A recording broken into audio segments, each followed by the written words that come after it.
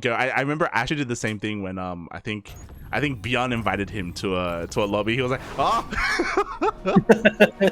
he arrived, Poppy. He arrived. Anyway, here we go. Well, this is a very detailed. I don't know if it's the lighting, but this is a very detailed looking map, at least on low graphics. Spawning in the bottom left position, playing for. Oh no, like DPG. What is wrong with me? It's the Korean Protoss player. It is herO. And spawning in the top right-hand corner of Ancient Sister, and we have his opponent, the South Korean Protoss player representing Team Elixir. It is Chance.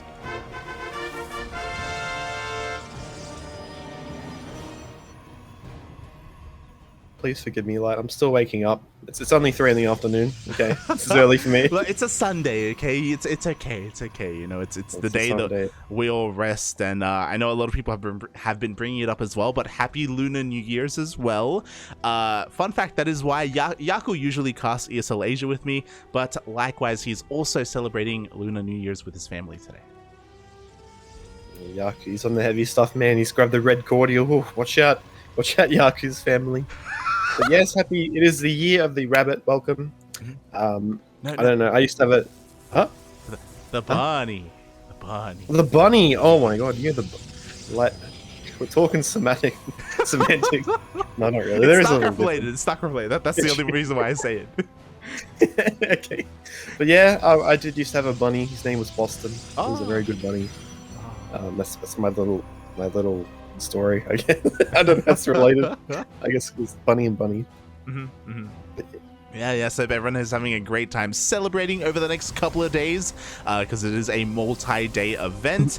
And of course, if you are a Bunny fan out there, then it is the hashtag Year of Bunny.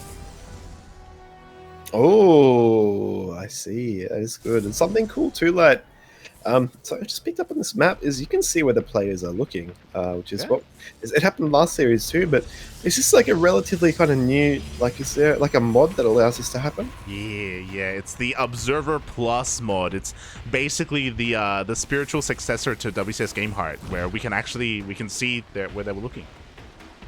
Oh, that's handy, because you could be like, if there's a Widowmine drop coming in, you can be like, is he gonna react? And he's like staring at 2 zealots across the map. No, he's not up. Yeah. You can cheat at the start of the game as well, because when a player just puts their camera in the middle of nowhere, it's like, oh, he's cheesing. he's setting up a proxy location, Bobby. Let's go. And you can be like, oh, I feel like herO's gonna do something cheeky this game. Yeah, 2 Stalkers, Phoenix. This is kind of the trade-off. Like, sentries, they are a little bit weaker, they are a little more expensive than stalkers, but you get it early, and you don't get overwhelmed. So you do have that energy that builds up, and you get a scout off like this. Like, as we see, 2 sentries. Ooh. Yeah, very safe play coming in here from Chance to have those 2 sentries, something you don't see too often, but Ancient Cistern is one of the larger maps in the map pool, so it looks like both players are being relatively safe and macro-oriented, both players with their sentries trying to scout, both players expanding as well, and we'll see how things progress here. We'll see if herO is going to make use of this probe that he does have sneaking out across the map. Yeah, we certainly could. As we said, Pylon getting dropped down. Back at home, the 1 sentry compared to the 3 sentry means he can be a bit more aggressive, possibly. As no, not going to scout it. Pretty good moves. Chance went out of his way to kill the critter. I was like, oh my god. Oh, did he? Yeah. Oh my god. There was an antelope right here with his red patches, and he just murdered it. It was crazy. Alright. I'm cheering for herO. Yeah, we do see that herO. He's gonna have a little less sentry energy with the scout, and the 2 sentries was it Chance went 3 sentries, so maybe a bit more defensive minded. But yeah, even though early sentry can be defensive minded, it can also be you want to get those sentries out as soon as possible, get as much energy for your attack when you move out, which is what herO's doing now. But yeah, 1 shield battery already up for Chance for both players. Actually, what do you think is going to happen here? Because Blink is almost done for Chance. Yeah, Blink. And herO. Yeah, Blink is almost done for both players. It's going to finish up a little bit faster for herO. herO does have 3 gates up and running, by the way. He's getting a 4th behind this, so 2 base, 4 gate Blink Stalkers. He does have high ground vision because of that hallucination, and he can blink straight into the main. He certainly can, and it's a bit of a timing here. Chance is going to have to protect these pylons, does not want to lose both of them because that's a lot of his kind of production out of the way. Does lose a sentry, a bit of derping with the stalkers on the ramp. It looks like he's going to hold for now, and his blink is going to finish up very soon. Yeah, but he has to be very careful. Bearing in mind that we have these sentries available for herO. If he wants, we can try even cut up the army and force field that ramp. But here we go. We blink on forward instead. Chance fighting a little bit out of range of that shield battery, and herO trying to take advantage of that. Yeah, I certainly feel, your Chance is being a bit too aggressive. You know, when you're defending, the defender's advantage, you use them, and it looks like the sentries are going to get picked off here by herO. Another blink coming in, he can almost one-shot these stalkers, which is quite scary. herO's going to back up, does not want to lose any unnecessary units, because that is firepower taken out of his arsenal. As we see, a third base being dropped by Chance. Yeah. What a chance. He's crazy, Pop. He's crazy. He's like, yo, I'll be fine. I'll survive and take a third. Mate, he's on some copium right now because herO is in his face. He blinks on forward once again, and these stalkers are getting picked up one after the other. Yeah, I guess it does make a little bit of sense. herO's getting his own third, so if it either buys him time at his, which it looks like I might do right now, or it kind of lets him stay on economic, same kind of plateau, but it looks like, yeah, we're going to lose his space eventually, and Chance, he's being very aggressive here. I'm not a huge fan of this when you only have the 4 stalkers, and there's even an immortal about to pop too. Yeah, he does have that immortal, and that will make up for the stalker deficit, but I feel like this immortal is late. The robo is late as well. The third base does get cancelled, and herO, he can now focus on that frontal assault once again, and Chance, buddy, calm down. Oh my god. Yeah, his shield battery's just about out of energy, and he has no sentries left, so does need to be a bit more passive here. These adepts going to come in. He's got no pylon on the to block off. He's going to have to get some units back here. Don't be surprised to see herO push in the front as well. Does get 3, possibly 4 stalkers. This immortal needs to be a bit careful too. Chance is just kind of being dragged. To his credit, he's got some adepts across the map, but he's being dragged all the way around. Like, he really is. Like, even if these adepts get a mineral line, like, look how far ahead herO is right now. He's up over 10 workers. He actually is forced to recall here. herO doesn't want to lose his economic advantage, and this is going to give Chance some breathing room. Yeah, it certainly will, and I guess I could understand why he recalled all his units. Doesn't want to be forced into a dodgy position with Blink around, but it looks like herO's going to take the victory as Chance taps out. Oh, GG gets called. Chance recognizing how far behind he was when it comes to the army, when it comes to the economy, when it comes to the base count as well. herO was just, again, he turns up the aggression, and he just doesn't slow down, he doesn't stop. His micro, his control, some of the best. Yeah, it feels like one of those kind of consistent. It's not kind of, well, he did blink in the main and drop some pressure there too, but it was like tightening his grip. He was outside the whole time. He didn't let Chance kind of breathe at all. He just let him know, yeah, my army's here. I'm going to duck it. Even though I just get shield damage, I'm going to just keep you on your toes. Did force a pro pull at 1.2, so well played there by the veteran. And Chance, is he going to switch it up? He has tried to go head to head. It's always, even if you don't win, it's always fantastic practice when you play against players at this caliber, and you can kind of test your own mettle, because it's not every day you get to kind of play players as good as herO outside of tournament settings. So yeah, interesting to see how he approaches game 2. Oh yeah, we'll see how game 2 goes. As game number 2, we're going back to one of the maps that we saw earlier. Didn't we? We're going to be loading into Gresvan. Gresvan, indeed. I just got a herO 1-0 from Dave Tester. Very. Yeah. That's nice of him. I guess he didn't know I was in the lobby. I just said thank you. Oh, did he whisper you? Oh. Yeah, he did. God. Shaking my head, Dave. Shaking. Sweetheart. Yeah, But yeah, it looks like Gresvan. Oh my god, like, this is map. Either way, we are spawning into it and starting in that bottom right position. And he's going to be playing for DPG. It is the Protoss player who has the most layer. It is South Korea's herO. And spawning in the top left-hand corner of Gresvan, we have his opponent, the South Korean Protoss player representing Elixir. It is Chance. Rocking that stats portrait. Yeah, just a bit of psychological mind games, I don't think you're the best at stats. Oh my god, the fire is real here. Oh my lord. And herO with the Kaczynski, he's saying, you know, I value this person over who's a nobody. Yeah. Every barcode, every Smurf uses Kaczynski. And he chooses him over stats, so he's calling stats a nobody. Like, expect a thread on Reddit StarCraft tomorrow. This is high level decal analysis from Chase, but yeah, interesting map. Is there any gold bases? No golds. There are some very interesting features of this map, especially towards the center. The would-be third or fourth base actually has like a bit of an edge, like going in towards the middle of the map. So we've actually seen like some kind of like siege play here, incorporating tanks or colossi as well, punishing these bases. So yeah, it's something that you don't see too often anymore. Yeah, I don't know if it's good or bad, but don't see it too often.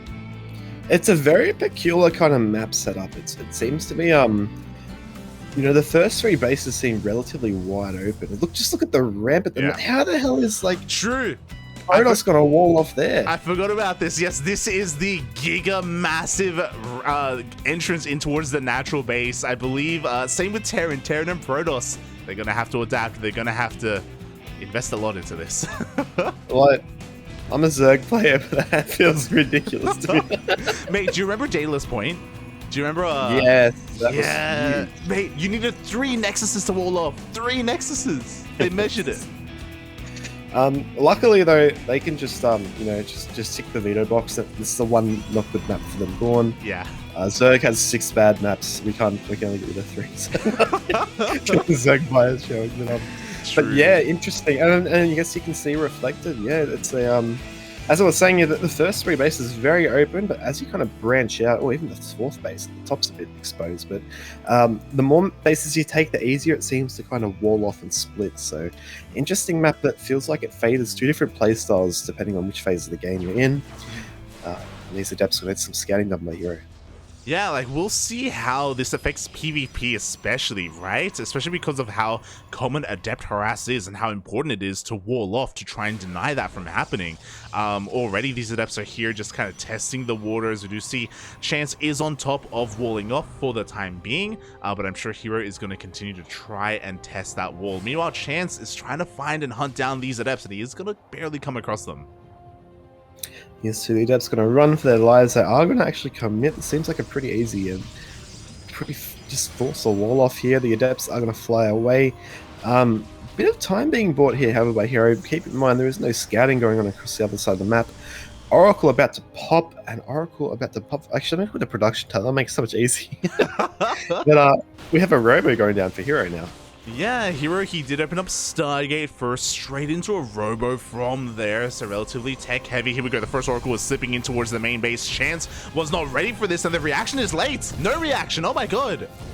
Yeah, and this is kind of the thing, like sometimes when you do it, mirror builds, you know, you expect, you know, how can my opponent counter my build? You never expect that they're going to have the same build as you and catch you off guard. But Chance is going to come in, he's going to be forced to maybe try and get a couple more Adepts, but no, he might even lose the Oracle here, wow. Oh my god, 1 shot away, but the Oracle does barely manage to escape. Oh, but again, only 2 probes have gone down, nowhere near as much as herO, as herO comes in with his second Oracle. He does indeed. It's going to be easily deflected, however, does get a Revelation off. Keep in mind, Revelation has been nerfed. It now lasts, it takes less energy, but it does not last as long. So it rewards a bit more active play. I do like this changes that reward players for being a bit more active, but keep in mind, when you're a player that's like between Diamond and say like low Grandmaster, all the active stuff, you're already doing a million things, you know, at once. Yeah. It's like, you push your limits. But yeah, Phoenix does take that Oracle out. Yeah, so Chance, he's lost every single one of his Oracles. We still have 2 Oracles alive for herO, so he has that 1-shot potential. He's threatening the natural for the time being, but he doesn't commit yet, just goes for a Revelation, is gonna back off. And Chance is the first player to expand. He's already got his 3rd on the way. It does indeed. It's the little victories as we see in Immortal, and this could be a little bit of a little bit risky, like, because Immortals, when you're going against Blinkstalkers, when you have 2 of them, there's a lot of firepower, and of course, yes, Stalker Count's already going to be delayed because of that Oracle opening, but yeah, it looks like we'll have to see what happens as herO does scout it now. Yeah, I mean, because of the early investment into these immortals, I'm pretty sure herO doesn't really intend to take a third. We can see more gateways on the way. We can see the prism on the way as well. Pushing here with these immortals as the backbone of the army, this push is going to be quite terrifying. herO is looking to expand behind it, or at least he has a probe kind of in position, but his army is moving out. I do love the one sentry. Sorry, the one Phoenix is quite interesting. He rallies above that dog, but yeah, it's gonna be a bit of an aggressive play here. There are a couple sentries out that don't have the most energy, but this army of herO, it's a lot more versatile. He's got the Adepts for vision. He's got the Phoenix for lifting up as well. He's actually gonna bait these stalkers forward. Oh my god, the baited blink. One stalker is going to be going down. A second stalker goes down as well. We do have the force fields though, so Chance is going to be able to hold on to the high ground. At the same time, we have herO with those two oracles as well, waiting for a moment to dive in. Yeah, I'm surprised. It seems like herO has just got so much more army when you consider those stalkers. I mean, the oracles as well. They're going to come in to catch his army off guard, and now the killing blow is occurring. The immortals take out that shield battery quickly. The oracles join the fray light, and it looks like pretty reasonable micro here by Chance, but those immortals are dealing so much damage. Yeah, so much damage. I mean, the prism did go down, so herO cannot reinforce this army. So maybe Chance can hold on. He's trying to focus down that immortal. He will get one of them, but he may just lose that third. Yeah, and it looks like he may even possibly be able to consolidate and hold here. He's quite a few stalkers, but his stalkers all bruised, and those two oracles got 14 probes killed while this was going on, and they're going to come back on in. And puppy. Not like this, puppy, not like this. So Chance, he loses the army in the main front, and he also loses his economy as well behind it. herO is just all over this game right now. Would you have another warping of reinforcements from Chance, and from Chance? So maybe he can barely hold on, but nah, here comes the prism. Yeah, prism. Here we go. Who needs blink when you've got warp prism micro like so? And it looks like the third base is going to keep in mind, as we said before, like herO does have the third base, so Chance cannot allow this base to fall, but it might just happen. Oh, GG, well played. herO takes game number 2 and the series 2-0. It does indeed, like, yeah, pretty commanding game there, and keep in mind when they both had their oracles. herO killed 7 and Chance killed 4, so it was a 3 oracle deficit, but that game just swung so much. I feel like there's more little intricate kind of differences that nuances that herO used to kind of push ahead in that game to have such a commanding kind of force towards the end there. Yeah, and you can also argue that that it was also on Chance to scout and recognize that there was no third. herO did commit to a 2-base all-in, and he only had a probe at the third location, just kind of chilling there. He never threw down the Nexus. So Chance, he was a little bit greedier, expanding faster, and if he had recognized the danger that he was in, I'm sure he would have thrown down more shield batteries. He wasn't necessarily the most set up defensively there at that third base, and I guess it also comes down to what happened earlier in that game, as you were pointing out, how much economic advantages herO was getting throughout the course of that game. It certainly was it was a game that kind of PvP is, people say there's a lot of kind of mirroring that goes on, especially when you have a game like this, which is both having an oracle opening, but it's very divergent the way that both players approach it. herO going for the robo, he went for that robo straight after his immortal. I mean straight after his oracle, right? He had a game plan to stick to, and Chance. Sometimes if you're trying to go toe to toe with these players, sometimes they just have that little bit more oomph that makes it a bit harder to deal with. But yeah, good series. I give it 3 out of 4 shield batteries. 3 out of 4 Rome Total Wars. Oh my god. Well, GG, well played to herO, and I hope Chance doesn't feel too bad about that series. He was able to hold his own for some time there. Oh, and I'm sure we'll see more of Chance in the coming weeks. Meanwhile, herO moves on to the semi-finals, where he has your favorite player ready and waiting. Oh. Say his Where's name. Jesse? Where's Ryas? Oh no. Oh. The name. Oliveira, right? There you go. Hey! Wait, oh my god, he used to go by Time, but now he's Oliveira. Of course, the Chinese Terran player has been patiently waiting in the semifinals for quite some time, and now he can go toe-to-toe with herO.